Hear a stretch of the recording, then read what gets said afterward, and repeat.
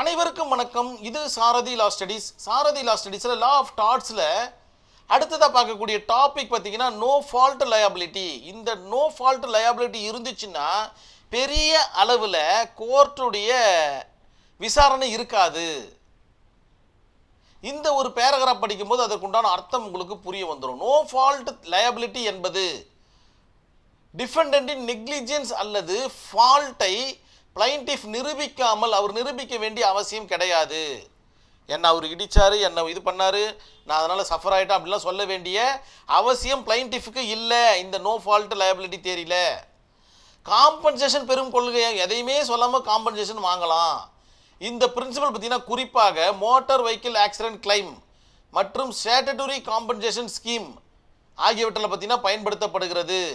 இந்தியாவில் பார்த்தீங்கன்னா motor vehicle act 1988 section 140 பார்த்தீங்கன்னா தற்போது அது கொஞ்சம் அமெண்ட்மெண்ட் ஆகிருக்கு. 2019 164 செக்ஷன் இந்த கொள்கையை பார்த்தீங்கன்னா அங்கீகரிக்கிறது.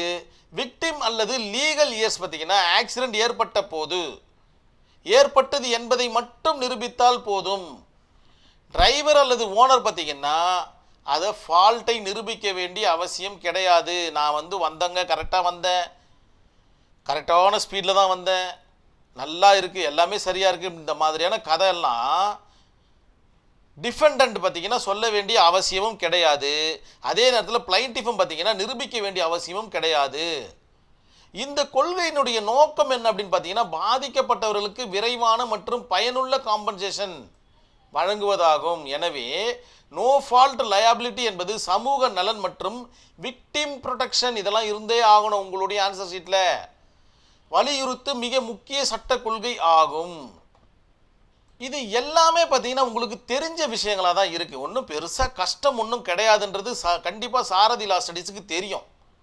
இப்போ நான் இந்த இல்லுஸ்ட்ரேஷனை படிக்கிறேன் பாருங்கள். ரோட்டில் நடந்து சென்ற பொழுது ஒரு பஸ் மோதியதால் கடுமையாக காயமடைது. ஆக்சிடென்ட் எப்படி ஏற்பட்டது என்பது குறித்து பின்னர் விசாரணை நடைபெற்று வந்தாலும் உடனடி மருத்துவ செலவுக்காக காம்பன்சேஷன் கோரினார். மோட்டார் வெஹிக்கிள் ஆக்டின் படி நோ ஃபால்ட் லயபிலிட்டி பிரின்சிபல் அடிப்படையில் டிரைவரின் நெக்லிஜென்ஸை நிரூபிக்கப்படாமல் பார்த்தீங்கன்னா சட்டப்படி நிர்ணயிக்கப்பட்ட காம்பன்சேஷனை பெற முடியும். எந்த வித இதுவும் இல்லாமல் பார்த்தீங்கன்னா காம்பன்சேஷனை கேட்டு வாங்கலாம். இது இடைக்கால நிவாரணமாக கூட பார்த்துக்கலாம். இந்த ஒரு கேஸ் ஸ்டடி பாருங்கள். Gujarat state port transport corporation versus Raman Prabhat Bhai அப்படின்ற ஒரு கேஸ் ஸ்டடி என்ன சொல்ல வருது அப்படின்னு பார்த்தீங்கன்னா ஒரு ஆக்சிடென்ட் ஒன்று நடக்குது. அதன் காரணமாக பார்த்தீங்கன்னா ஒரு நபர் பார்த்தீங்கன்னா உயிரை இழந்துடுறாரு. அவரது லீகல் ரெப்ரசன்டேட்டிவ் பார்த்தீங்கன்னா மோட்டார் வெஹிக்கிள் ஆக்டின் கீழே பார்த்தீங்கன்னா காம்பன்சேஷன் கோரி கிளைம் பெட்டிஷனை பார்த்தீங்கன்னா தாக்கல் பண்ணுறாங்க. காம்பன்சேஷன் வழங்கும்போது சமூக நலன் அதாவது விக்டிம் ப்ரொடெக்ஷன் அப்படின்னு சொல்லுவாங்க மற்றும் மோட்டார் ஆக்சிடென்ட் கிளைம் இதனுடைய நோக்கம் பார்த்தீங்கன்னா முழுமையான சட்ட கேள்விகள் பார்த்தீங்கன்னா ஆனரபிள் கோர்ட்டில் ஆனரபிள் கோர்ட் பார்த்தீங்கன்னா ஜட்ஜ்மெண்ட் கொடுக்குறாங்க பாருங்கள். அதாவது மோட்டார் வெஹிக்கிள் ஆக்ட் என்பது சமூக நலன் சார்ந்த பெனிஃபிஷியல் லெகிஸ்லேஷன் சட்டம் என்பதால் அதன் விதிகள் பார்த்தீங்கன்னா விக்டிமுக்கு சாதகமாக விளக்கப்பட வேண்டும் என்று தீர்ப்பளித்தது. யார் பாதிக்கப்பட்டிருக்காங்களோ அவர்களுக்கு சாதகமாக தான் இது இருக்கணும் அப்படின்ற மாதிரி சொல்கிறாங்க. அதன் அடிப்படையில் மோட்டார் ஆக்சிடென்ட் காம்பன்சேஷன் வழங்கும் நோக்கம் பாதிக்கப்பட்டவர்களுக்கு பார்த்தீங்கன்னா விரைவான நிவாரணத்தை வழங்குவதாகும் என்று கோர்ட் பார்த்தீங்கன்னா வலியுறுத்தி கூறுது. இதை தான் நோ ஃபால்ட் லயபிலிட்டி என்ற பெனிஃபிஷியல் பிரின்சிபல்ஸ் அதாவது விக்டிம் ப்ரொடெக்ஷனை உறுதி செய்வதாக உருவாக்கப்பட்டது தான் இந்த கான்செப்ட் அப்படின்ற மாதிரி ஆனரபிள் கோர்ட் பார்த்தீங்கன்னா இந்த வழக்கில் எடுத்துரைக்கிறாங்க.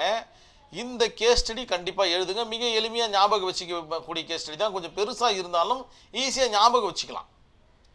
இப்போ உங்களுக்கு நோ ஃபால்ட் லயபிலிட்டினா என்னன்றது தெரிஞ்சு போச்சு. ஸோ இது எந்த இடத்துல இணைச்சி எழுதுனா சரியாக இருக்குன்றதும் நீங்கள் இதுக்கப்புறம் அண்டர்ஸ்டாண்ட் பண்ணணும். அதாவது எல்லா வீடியோவும் பார்க்குறவங்களுக்கு இதெல்லாம் ஒரு விஷயமாகவே இருக்காது. மிக அற்புதமாக போவீங்க, எக்ஸாம் எழுதுவீங்க, நோ அரியர் இல்லாமல் உங்களுடைய பேப்பரை கிளியர் பண்ணிட்டு அடுத்தடுத்த நிலையை போய்கிட்டே இருப்பீங்க.